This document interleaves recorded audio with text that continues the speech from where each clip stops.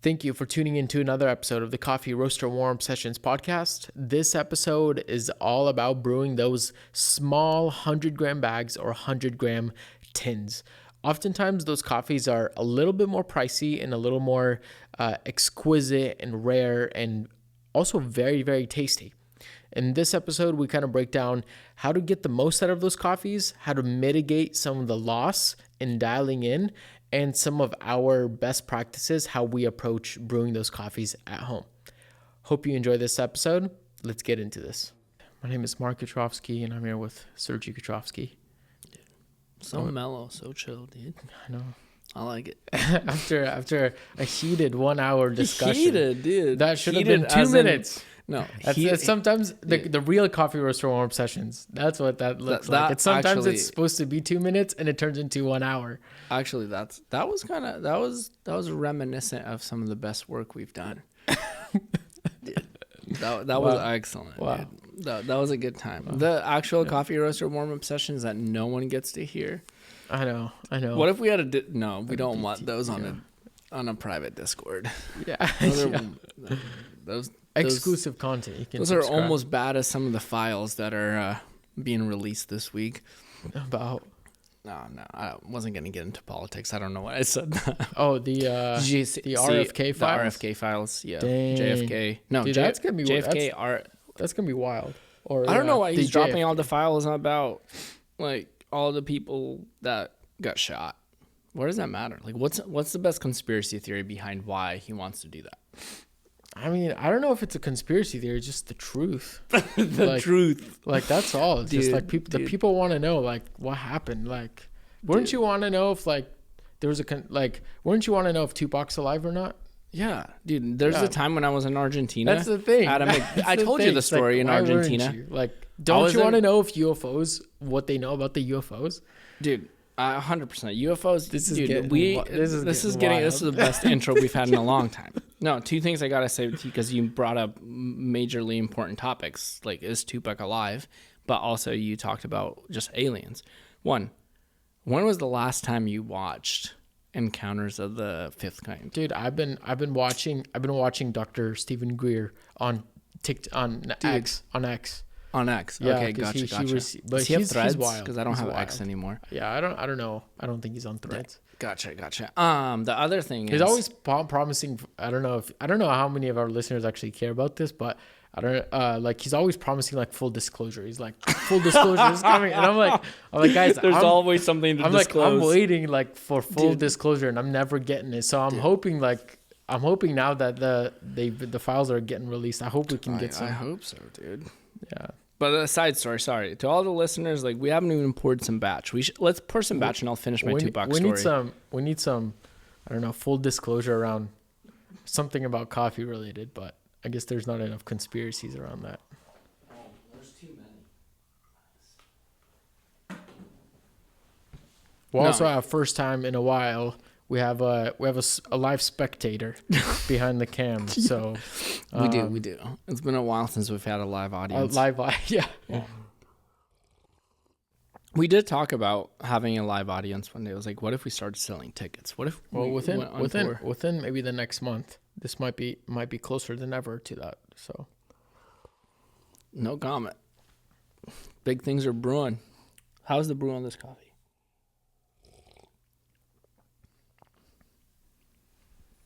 It's not our coffee. No, I've had better brews of this coffee pour over because I've been brewing this.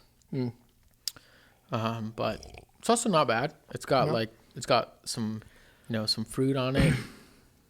It's vibrant. It's zippy. It is vibrant. Yeah, it's got a lot of tropical acidity on it, like tropical fruit acidity on it. But it's just not. I don't know. Are we gonna say who this is? Because I don't know who it is. I just don't think it has great clarity. Yeah, I was gonna say the clarity. And I don't know if that's the brew or the actual coffee. I've only had, and this is actually a good segue because I've only had one brew so far, and I'm almost to the end of the bag, where I tried it and I was like, dude, this is a nail on the head. Mm-hmm. This, if I could drink this brew for the next 2 weeks, I'd be more than happy. So you went through 90% of the bag to get to that brew. Yeah, but I also like Sick. checked the color on it. I also yeah, like you did a lot of used things, all yeah. like I actually brewed a few Aidens with it, Oh, so nice. Yeah. I ran through it, but Nice. That sheet is filling out pretty nice. The spreadsheet with all the other roasters and their color readings. you saw that? I peek at it periodically. Like Wait, which one? scrolling through Google Drive, through our Ours? Drive. Yeah. Oh yeah. Like Yeah, I it's started that expanding. because I've been Following in collecting, and I'm like, Lance's footsteps. I know. Yeah. Yeah. But yeah, this is I can't complain, but Yeah. also I think could be better. This is the Prodigal Columbia Weird. Shakira. Oh, Actually picked up from that's not Meredith. yeah. That's a good coffee. That's actually accurate. Like that's accurate. I still don't understand why there's not a lot of clarity. I got more clarity out of it in the cafe. Yeah, no. This isn't the So- primo Yeah. top of the line brew. Brew. Yeah. No, by no means. So Yeah. Makes sense now. I thought it was a Ilsa coffee, to be honest. But I was wrong. dude, it's too fruity for an Ilsa coffee. It's fair. It's fair. We have, oh man, Ilsa has so many coffees on their menu. It's pretty wild. And a lot of them come in 100-gram bags. Yeah. So what do you do with 100-gram bag? Dude, that was great. That was a good segue. That was just like. What do you? dropping. Yeah. What No, do you? yeah. How do you approach a 100-gram bag? Dude, That's honestly, actually like it's so hard. It's I will like say I'm like not. 10 years ago to think about you buying a 100-gram bag for like 30-40 bucks and trying to figure out what to do with it. I think that was like very rare. Now Very. it's actually becoming much more. Dude, 10 years ago, you were talking about. Yeah, I guess It's 20. it's much yeah. more palatable now Yeah. to be like, oh yeah, I'd consider buying that. Like, Yeah. where before I was like, dude, that's nuts. Well, how long So- ago were people like still selling the whole 1 pound bag versus a 12-ounce bag? Remember that Yeah. shift? Yeah. That's Yeah. true. It's true. It went from Yeah. 1 pound to 12 ounce.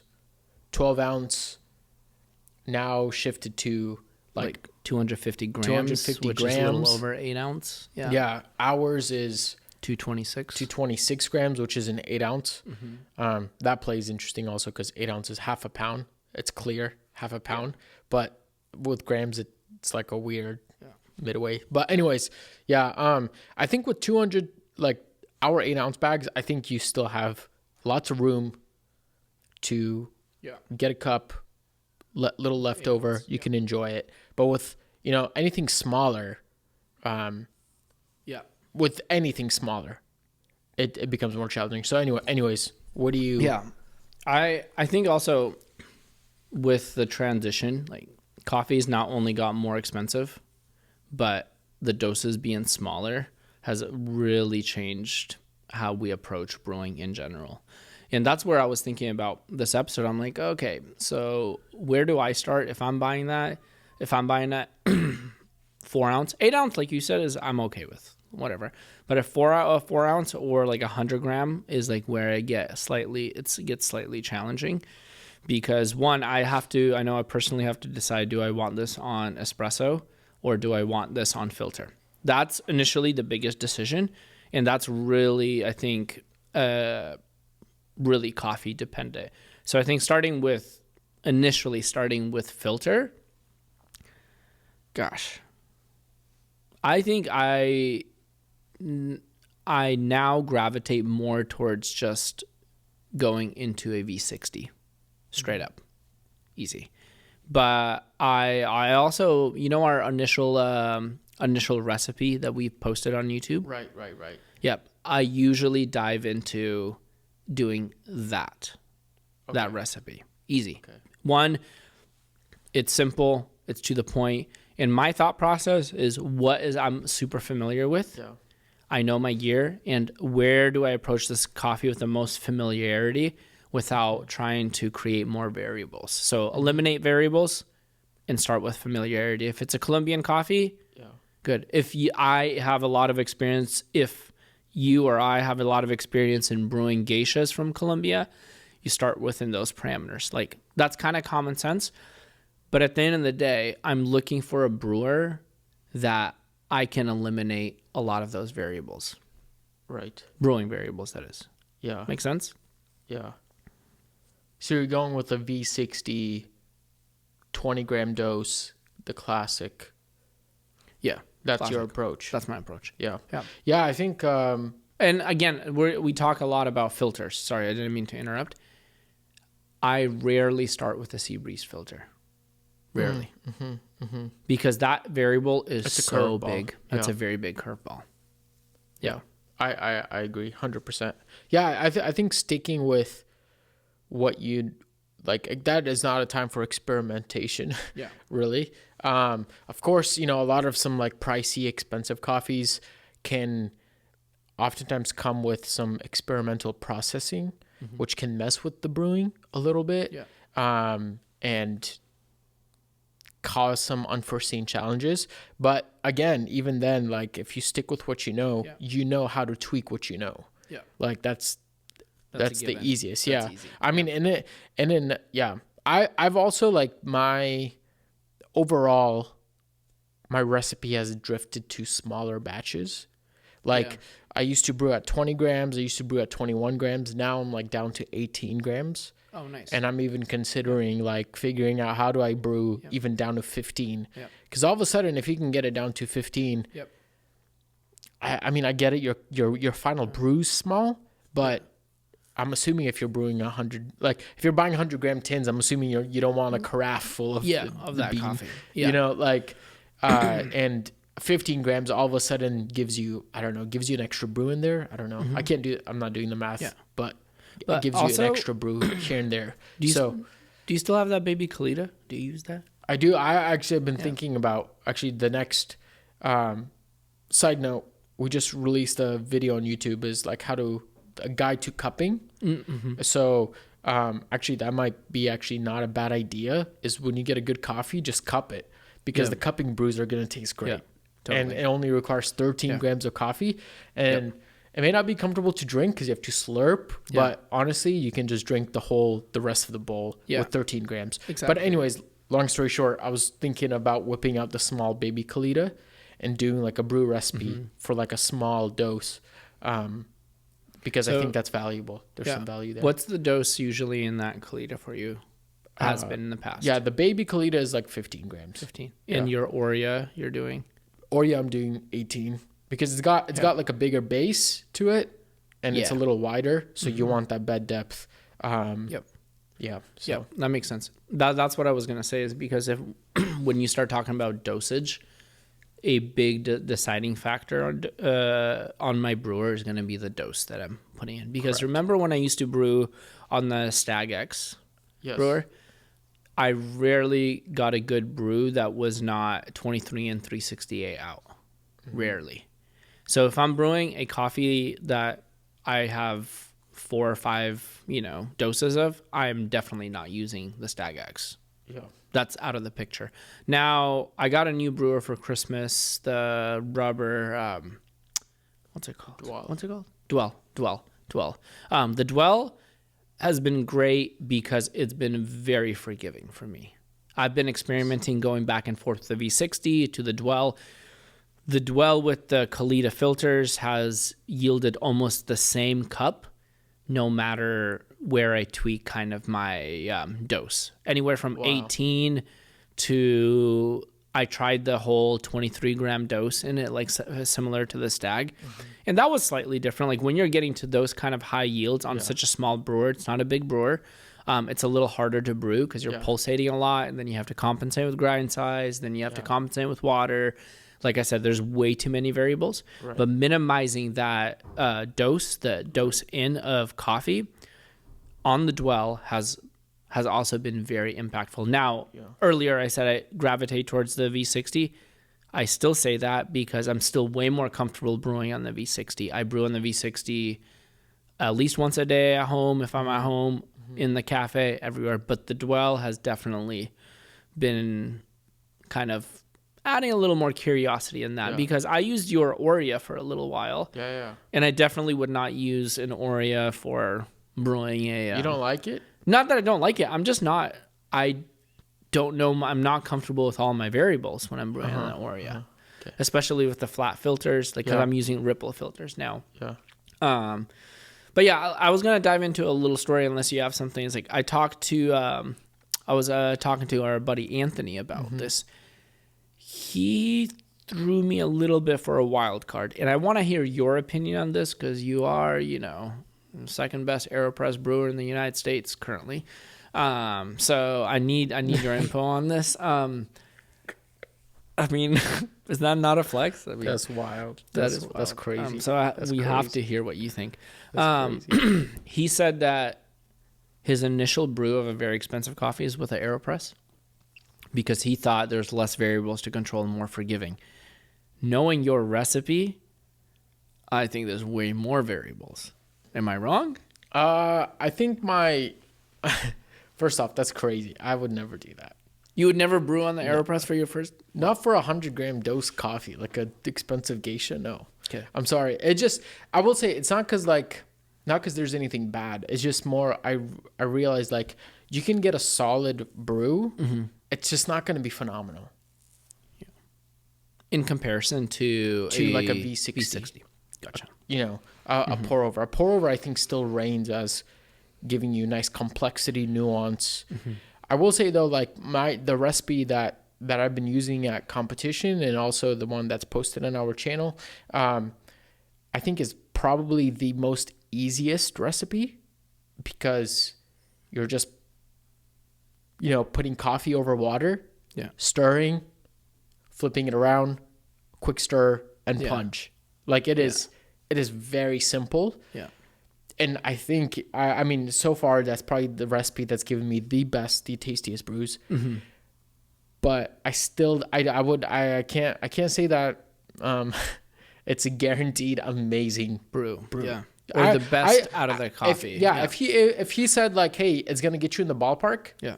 I might agree with that. Yeah. Like it'll get you in the ballpark, but it won't get you, man, all the nuance that you're hoping to get out of that 100-gram tin. Yeah. Yeah, he said something along. He's like, that's his introduction to the coffee, and then he'll move on, getting a gauge, and move on to the V62. Yeah. He said that. But what about the other ones? Like Tricolate requires I brewed on it today and had such a bad brew that I threw it away immediately. I didn't even give it to Maddie at all. That's terrible. It was just, I shouldn't even try it. Like, I was just like, this is unbearable. I can't drink this. But the reality is the Tricolate also, I remember Scott talking about this, takes very small doses. You just go like 1-20 ratio. Yeah. Would you risk it? Oh, I mean, if I brewed more with the Tricolate, maybe. So it comes to experience. Yeah. What's the other one that Credo? The Hoop. The Hoop. Yeah. Hoop's actually neat. It's interesting. I don't know. I've never used it, You're but brewing, I guess like your last 20 grams of Macava geisha. if I use the Hoop regularly, maybe. Yeah. I mean, from the things that I'm hearing from people is it's extremely repeatable. It's easy. I mean, you're not even really pouring over the bed. Interesting. Because you're pouring into the reservoir outside of it, and it seeps in. Yeah. And which is a huge win because honestly, like your pour structure is a huge variable that you can basically pour with a Walmart kettle and you're good to go. Yeah. Interesting. Yeah. So never used it. I've obviously seen the videos that Scott has posted about it, and like I don't know. I'm curious because when it comes to decreasing variables, and this is what we're talking about, the problem is you don't have enough coffee. Decrease all the variables. That's the problem we're trying to solve here. The Hoop seems like a very logical choice. Yeah. When it comes to those variables, But again, I'm not, I'm saying that from observing variables. Right. I don't know. And in the vein of like also the switch. Yes. Anthony mentioned that might be an interesting thing. Again, we should get a switch just to mess around with, but that's an option. Like last thing, like, I think we can just lay in the plane here in a few minutes, but like last thing I will say though is I've been thinking about like, we talked to Doug Weber, we talked to, Alex on the pod, we talked to a few other people who are like, yeah, of course, you walk into a cafe, don't get the pour over, get the batch brew. And that's stuck with me because I'm like, wait a second, if that's the case, then if that's like the probability of you getting a tasty brew, if that increases it to the max, then I'm like, interesting. Like maybe that's not a bad option for this as well. Yeah.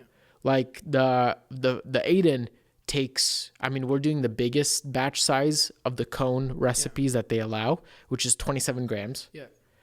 I know that leaves you at odd with, that leaves you with 4 days of brewing. Again, not that much. Yeah. But man, if you, like something I've noticed is once you dial in the Aiden with your recipe, your grind size doesn't really change from coffee to coffee. Mm-hmm. Like it is such a small window. It's literally on the EK, we're like going like 10.4, 10.5, 10.6. Yeah. It's a small window. Yeah.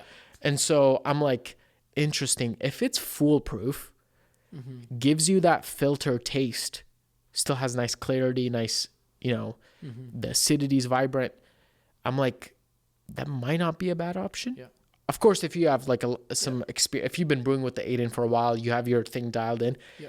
Honestly, for a robot to just do its main thing, might not be a bad idea. Yeah. I'm just. Yeah. And I think with that said, like yes. Do you think the decision making based on using a machine versus going by hand is a financial decision? Like, let's say you got a gift. Like, are you brewing the coffee differently if someone gave it to you as a gift, or if you shelled out your own money? Oh, that's interesting. Yeah. That's another. And then are you saying like, whatever, like screw it, I'll just throw it in the Aiden's going to be good anyway, and then pay for it, whatever. It works, right? Or are you saying no, I'm going to use the Aiden because I don't trust myself? Yeah. Right. Yeah. And how is that decision? Yeah. The base of that decision is it made based on finances and how much you've spent in coffee this year and your budget and all of that. Yeah. And with that said, should roasters consider that in hand? And again, I'm going back to the thing is I bought that one bag of Onyx, the only bag of coffee I bought all year for my own money. Yeah. Apart from all the stuff that was shipped. Man. I mean, I just get a lot of samples. Loaded with beans. Dude, beans. The more you eat, the more you, whatever. Anyway, my point is, so I bought that bag. The card on it had basically recipes and how to get the maximum extraction on it, even to the micron level of the grind size. Again, that is for a very niche home barista because you have to understand microns, you have to measure microns, you have to... That recipe card was tailored towards someone like myself. I understand everything. I don't know if that would be tailored towards someone who's like new in the industry. Yeah. But my point is, as roasters, as Mir and other fellow roasters listening, are you thinking about those decisions when you're bagging 100 grams? And if you are, what should you be thinking about? Yeah. I mean, I think it's definitely worth thinking about. It's just very hard. Like, as much as you want to provide like a recipe, as much as you want to provide microns, like there's so many variables that pretty much make all those things useless. Like, as much as I want to like them and think that they're helpful, if you have a different grinder, not the same particle size distribution, the kind of burrs you have, like all of that instantly changes. As much as I want to think that they're helpful, I don't think they're not. I don't think they are very helpful. Maybe they help guide you in a good direction. But yeah, I think with coffee, there's just so many variables, and unfortunately, it's still something that we haven't really solved as an industry. I think the closest thing that we get to actually is the X Bloom. That's exactly what I was taking that conversation. Where you can literally sync a recipe. It's got a built-in grinder. All the grinders are the same. Everything's synced up. So you literally just beep and you have a recipe. Like that. Yeah. So I literally think like X Bloom is like onto something that could solve a lot of issues. Yeah. It's just like, can we get automation to be exceptional? Yeah. Well, with what I've heard about the X Bloom and the Aiden, we're getting close. Yeah. Like pretty close. Right. It's just not perfect, but it's close. Yeah. Because in the past, we have not liked, or let's say we have not loved brews from like the Seraphim. They weren't our favorites. Like we felt like our hand brews were better than the Seraphim. Yes. We did not like the other one, that the little bar arm thing that turns, what's it called? Pour Steady. Pour Steady, yeah. But that's not to say that like the X Bloom hasn't made progress in that area, plus the footprint. Like I'm curious to know how many cafes are now leaning towards an X Bloom in cafe service. Yeah. Especially if you're only crushing out, you're just doing about 20 to 30 filters a day and you have 3 X Blooms, might be easier. But then again, from a roaster's perspective, I'm also thinking the main thing, like we talked about the whole money thing, but when coffees are being sold at that point, like one thing is about, yes, considering brewing, like we sent out our coffee with perfect coffee water. Like you try to mitigate as much of the variables for the brewer, but we're also trying to mitigate the wallet damage, right? It's like if we took the same coffee and sold it so you could dial it in an 8-ounce bag, it would be much harder for more people to enjoy.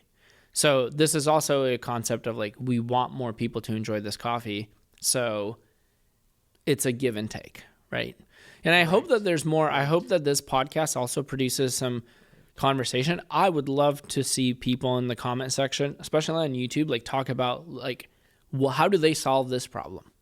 Like, what is one way you are solving this problem at home? Because the things that we've shared is like, there's a few go-tos for us, but like I was saying, we don't normally brew on the loop or the hoop or whatever it's called. Like if you're someone that's listening, it's like, oh yeah, I normally brew that and it worked this way. Like I would love to hear more examples of the brewers that people are using and how they're solving the problem of limited 100-gram bags. Yeah. Thoughts? Yeah, no, that's great. That's great. Yeah. I'm just thinking about also our taster set, which has been like an option for many. Because I think it's like a little bit of coffee, and people who have not had our coffee before, they can give it a try and get a ballpark feel as to what kind of coffees we're serving. It's a lower barrier to entry for anyone. 100%. And I'm thinking about them as well, because I'm like, like how would you brew that if you just got the taster set? And so but yeah, agree. I mean, I don't know, I don't have much more to add. So no, that's solid. I'm curious to hear what people think. Yeah. That's a wrap, folks. Another episode of the Coffee Roaster Warm-Up Sessions podcast. As we always say, remember, reflect what's good. You almost said refract what's good. And I'm like, dude, that also refractometer.